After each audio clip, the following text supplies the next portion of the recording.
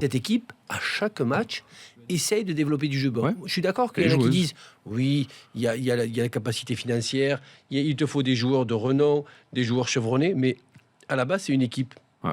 Ah, les amis, on s'est trompé dans le synthé. Pardon. Et Ali. je suis pour, moi, qu'une équipe, un promu qui monte, essaie déjà de ne pas exploser un petit peu cette équipe avec tous les points positifs qui lui a permis de monter et lui permettre de continuer en Ligue 1.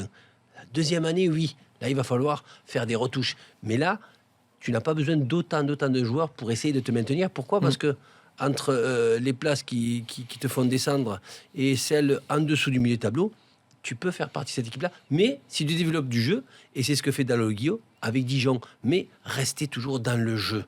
Ça, c'est le plus important. Mais c'est peut-être et la même leçon, à 3-1, et ça, c'est une bonne leçon, j'ai pas vu les joueurs laisser tomber, pas vu Dalloglio faire entrer 2-3 défenseurs, et ainsi de suite. Et c'est ce qui me plaît chez Dijon.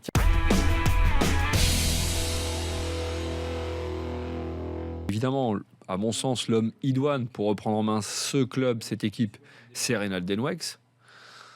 Dans ta deuxième question, par rapport à la direction de ce club, à sa présidence, évidemment qu'il y a beaucoup de choses qui nous apparaissent pas cohérentes depuis le début de la gestion Kita. Beaucoup de choses qui, dans le monde de l'entreprise, peuvent peut-être fonctionner, mais transposées à celui du football professionnel, se heurtent à des questions de culture, à des questions de fonctionnement particulier parfois qu'il faut savoir respecter. Et à titre d'exemple sur le problème de cohérence, je ne comprends pas, et je ne dois pas être le seul, ce que vient faire un illustre joueur du FC Nantes. Ok, mais c'est le passé.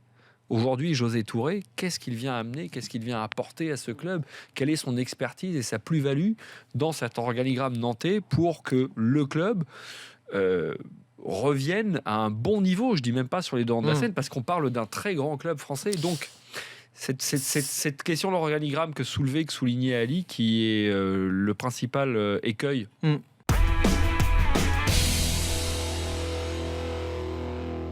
Non, parce que quand tu comptes les matchs qu'a fait Pastore au PSG et Hatem qui n'est pas constant... Il est quand même assez absent pour cause de blessure. Maintenant, il était rentré les 10 minutes, les fameuses 10 minutes où il avait été assez étincelant, puis il se blesse. J'avais dit d'ailleurs dans l'émission, il a mis tout le monde d'accord, que ce soit Ressé et Ben Arfa, qui étaient plutôt les mecs sur le banc qui pouvaient espérer un jour avoir une place de titulaire. Je parle juste de titularisation.